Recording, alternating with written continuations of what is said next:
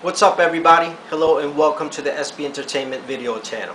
I'm your host and resident DJ Rob Awtkazt, and this is our video review on Pioneer's latest addition to its line of CDJ multiplayers, the CDJ-2000.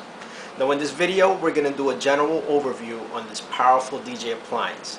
Since this industry standard tool is packed with so many features and we have plenty of tips and tricks that we'd like to share with you, we're going to have to break down the video into multiple segments. Now with that in mind, make sure you click subscribe at the top of the channel.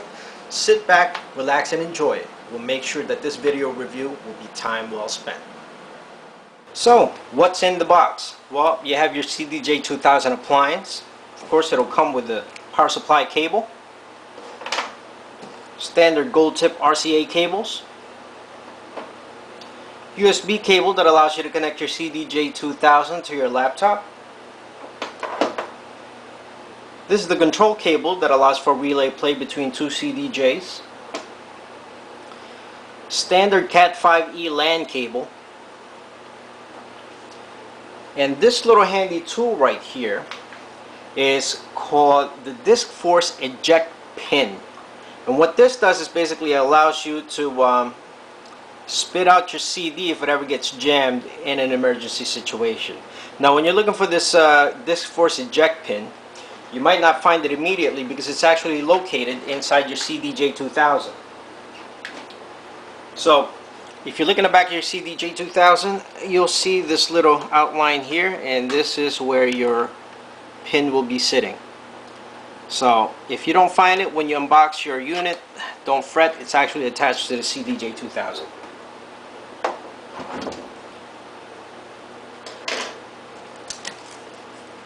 Now, it also came with Rekordbox, Pioneer software for music management. Comes with an insert for Rekordbox, standard Pioneer warranty card, or warranty paper in that matter. An insert about the Pro DJ Link feature on the CDJ-2000. And of course the CDJ-2000 manual, which will be your Bible because you will be going back to this document over and over again. I mean, this industry standard tool is just so feature packed. You just have to have this handy all the time. So when you first unbox it, if you're like me that's been spinning vinyl all this time and then finally upgraded to CDJ-2000, this is a must. Do not lose this, and definitely do not lose your Pioneer warranty card. Now, just to backtrack, the standard Cat5e LAN cable that they provide you, it's one of the old school ones. I guess it's a part of cost cutting. I mean, I would suggest you upgrade it because the design on this is the locking mechanism is not protected. It doesn't have the shroud for it. So if you're using your CDJ-2000 for mobile applications, what can happen is basically you can unplug it from your network hub, and when you're reeling it back in to put it back into your case, it could get snagged and this could break off. Once this breaks off, basically the locking mechanism is no longer in place, and now your cable can be pulled out from the back of your CDJ-2000 or from your network hub inadvertently. So it's worth the upgrade. You should replace this standard cable into this type of Cat5e cable that has the shroud. Basically it prevents it from getting caught. So, you know, save yourself the hassle. Definitely upgrade to this type of Cat5e cable. So, I mean, this is sufficient for now, but when you get the chance, it's worth it. Check this out online. I mean, they're inexpensive, but definitely worth the upgrade. Alright, moving on to the good stuff. Now we're going to go over the part names and functions of the CDJ-2000. Starting with this little USB jack right here. This is basically for using your thumb drives, or you could even actually use your external hard drives. Now when using your hard drives and thumb drives, make sure it's in regular FAT format, file allocation table, or FAT32, and HFS Plus is also supported. Now, just like in your computer, when you have a USB device plugged in and you want to eject it, you can use the USB stop right here, and basically it'll make sure that the data that's being accessed doesn't get corrupted. So prior to you pulling out your USB device, make sure you use the USB stop button, which is right here. Um, right below that, if you can see, there's an actual SD card slot there. Um, the CDJ-2000 is compatible with standard SD cards. For SD cards, it's compatible with capacities of 8 megabytes up to 2 gigabytes. And it's also compatible with 8 SDHC cards. And with SDHC, it's compatible with 4 gigs up to 32 gigs. So if you have music files that you want to use through your SD card, you could do that. Definitely, it's more cost effective for me to use an external USB drive, but you could use your SD card also. And if you want, you could just store your SD card here, so you could store your cue points and your loops for your music. It stores it there also.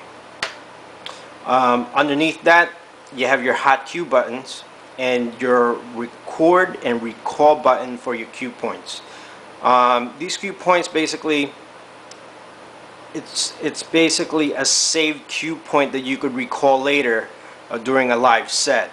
Unlike the cue button down here, this cue button down here is for temporary saving cue points.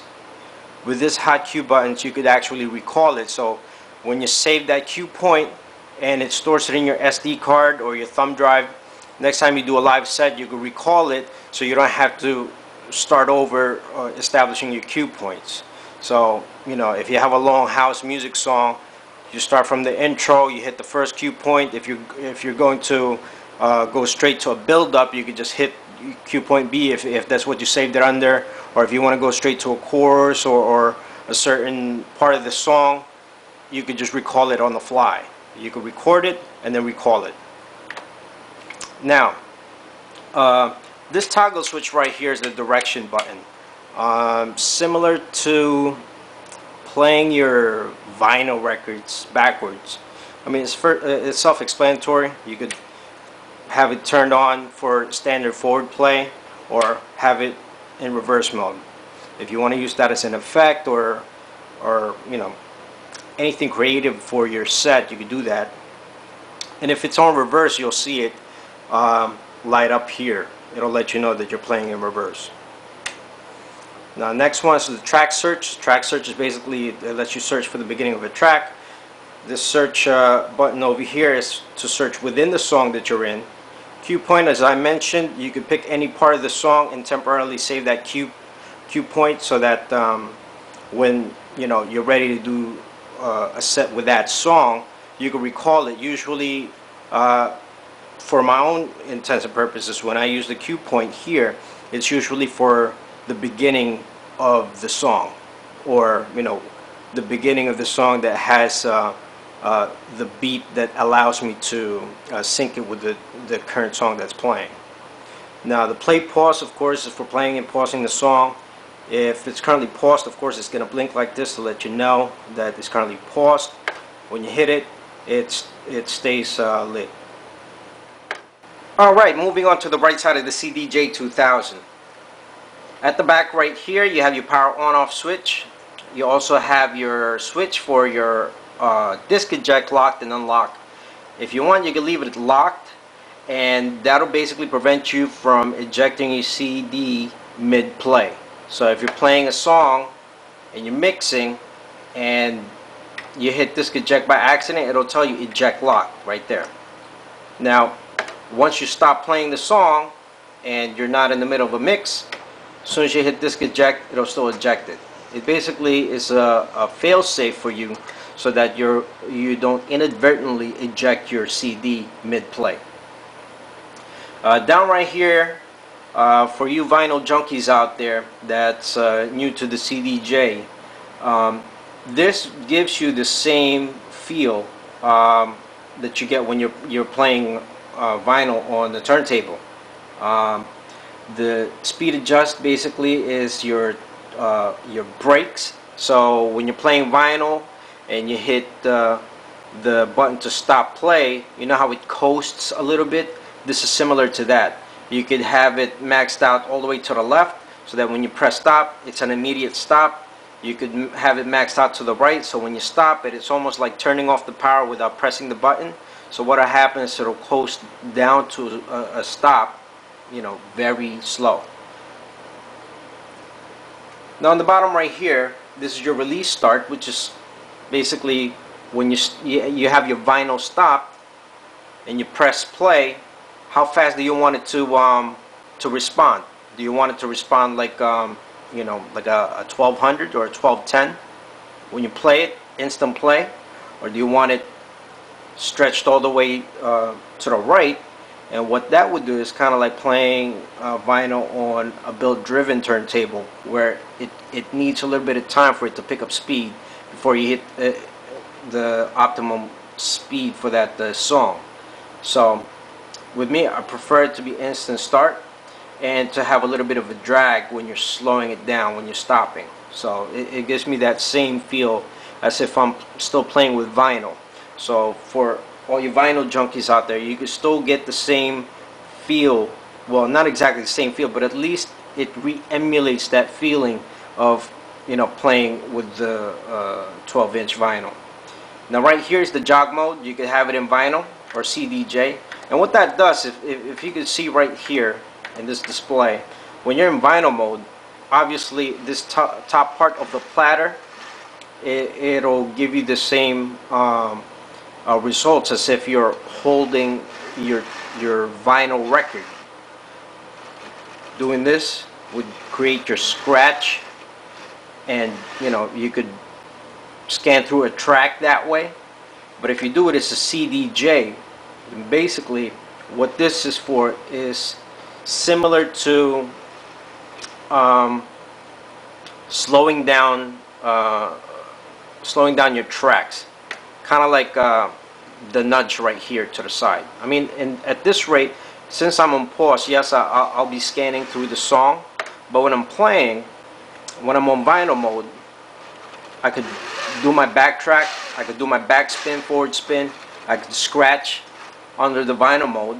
But if I'm on CDJ mode, what it does is it nudges and slows it down more. As you can see, this it still continues rotating. I can slow it down, nudge it, or make it faster. But on vinyl mode, I could actually, as you can see right here in this display, I could backtrack, spin back, scratch, move forward. But if I need to nudge it, if I'm trying to beat match, I nudge it to the right. Kind of like how you would have to do it when you're spinning vinyl with the turntable. Here's your nudge jog dial, and here's your scratch platter. Okay. Next is the tempo control. You could go plus or minus 6, plus or minus 10, plus or minus 16, or go all the way up to plus or minus 100%. So you'll see the changes up there in that screen. You go plus minus 6, plus minus 10, plus minus 16, or the full wide band. So if you're playing, you could actually slow it all the way down to 100%. Negative 100%. That's down to a stop. So you can get pretty creative with this tool. Now at the same time, even though you're controlling the speed of the tempo, if you don't want that same effect that you get when playing vinyl, where if you're playing it too fast, you're making the artist sound like Alvin and the Chipmunks. If you're playing it too slow, then it affects the vocals also. You could use the master tempo feature, which is right here. Master tempo basically allows you to change the tempo of the song to as fast or as slow as you want, but at the same time maintain the pitch of the song, so you don't get that chipmunk effect when you're making it too fast. There is a limitation to that though. When you're at the point where your tempo control is maxed out to wide, obviously you can only reprocess a song up to a point. So when you go down to 50% or 100%, or something that's significant, plus or minus, or actually plus or minus, then you'll start getting that effect again, where you get that high pitch Alvin and the Chipmunk voice for the song. But if you are within reasonable parameters, such as plus minus 6, plus minus 10, I believe even plus minus 16, you wouldn't have any problems with the pitch staying on tone. So that's the master tempo right there. And this fine little slider over here obviously is for your tempo control.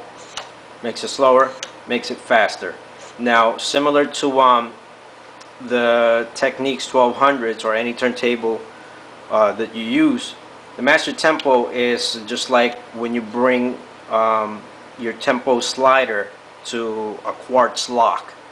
So, but the difference in this time is, rather than having to slide it in the middle and having a quartz lock, regardless of where you are in the tempo pitch slider and you hit tempo reset, it'll just automatically bring it down to 0 even with you not touching the slider. Leave it in all the way slow or all the way fast, hit the tempo reset, you'll reset it back to 0.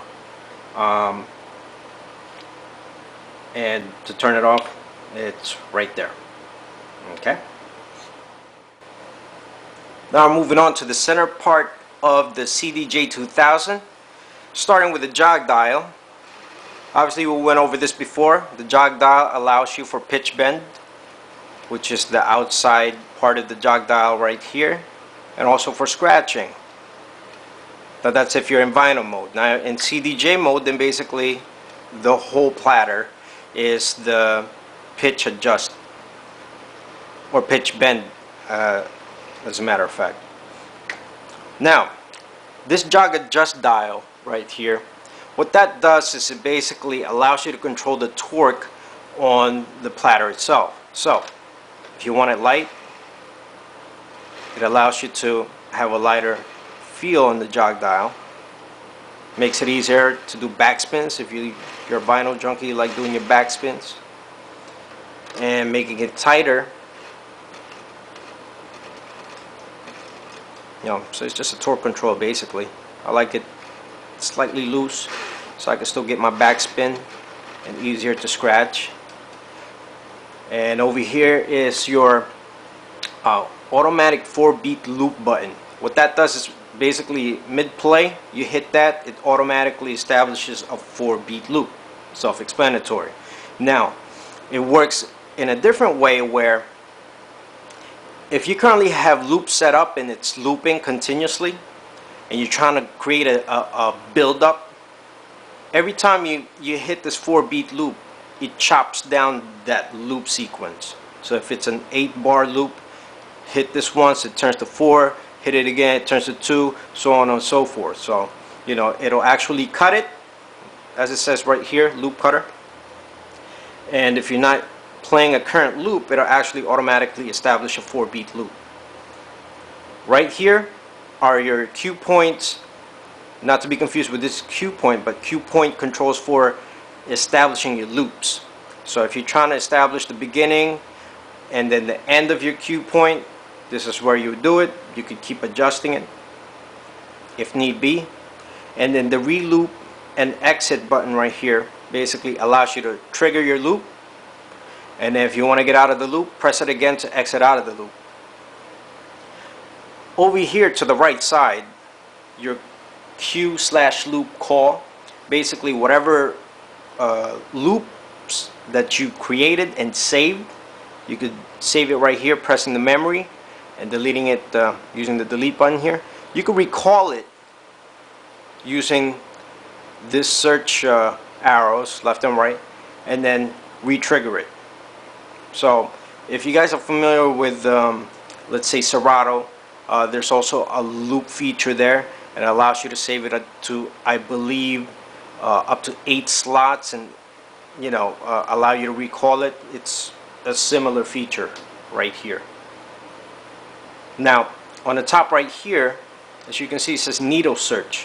When you're currently on pause right now, it works just like a turntable could be, lifted up on the needle, and then, you just do needle drops on the record and pick and choose a section of that song if you're looking for a specific section. So right here, if I press here, oh, I'm on needle lock. If I'm playing right here, I put it on pause, I could pick certain parts of a song. I don't know if you can see this red indicator right here. Wherever I drop my finger, it'll actually search it straight there. Kind of like picking up the needle and then moving it to each groove to find which part of the song you're looking for. So needle search, very effective. If you are not comfortable with it, you could always use the search right here. I mean, it's fairly fast, but if you want to be more accurate, a little bit more faster, you could just hold down the platter and hit needle search. Now I know the Pioneer DDJ S1 and the Pioneer DDJ T1 also has this. I mean, Pioneer, of course, they're going to be sharing features one way or another, but needle search is very useful. So let's go ahead and move into the main display. I'm actually going to zoom this in so you can see a little bit better. Alright, moving on to the main unit display. Well, you have these section of buttons here and you have these section of buttons here. Basically, first one that's lit right now is the disc, which is basically the button that you would press if you want to access the CD that you have in the CDJ-2000. Now, if you want to access your music files in the SD card, that's what you would press. USB to access your USB devices, and link to actually access other CDJ-2000s that are attached through the Pro DJ Link feature. So if you have a CDJ-2000 that has a thumb drive plugged in there and you have your music there, you can press link here and then you can browse the files through here even though the thumb drive is attached to a different CDJ-2000. This button right here is the time mode and auto cue button. Time mode basically just tells you whether you're viewing the remaining time left in your track or the elapsed time. So you can toggle that back and forth to change the view, either remaining or time elapsed. And if you hold that long enough, actually it'll turn on the auto cue function. And what that does is whenever you load a track, it scans through the track, and if it picks up any silent parts of the song in the beginning, it'll skip through that. When it picks up where the beat drops, then basically it'll mark that for auto cue and it'll establish an auto cue point for that song. To turn it off, just hold it down again, it turns it right off. These buttons are self-explanatory. Browse allows you to browse the track on your disc. Tag list is basically the tag list that you establish for your songs. Most of the time you're going to be doing that through the software that comes with the CDJ-2000, which is Rekordbox. To tag and actually remove the tag that you established in your tag list, you'll use this button right here, which is the tag track / remove button. Info, self-explanatory. Now the menu right here is menu for your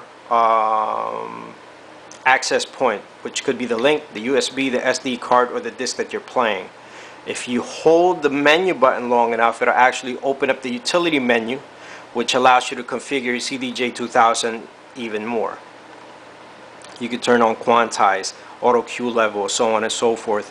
And you could use this jog wheel right here to go through the menus. Now pushing the jog wheel down, it selects that item that you're in, and pressing back will bring it right back out. If you press the menu again, it brings you all the way back out to the initial screen.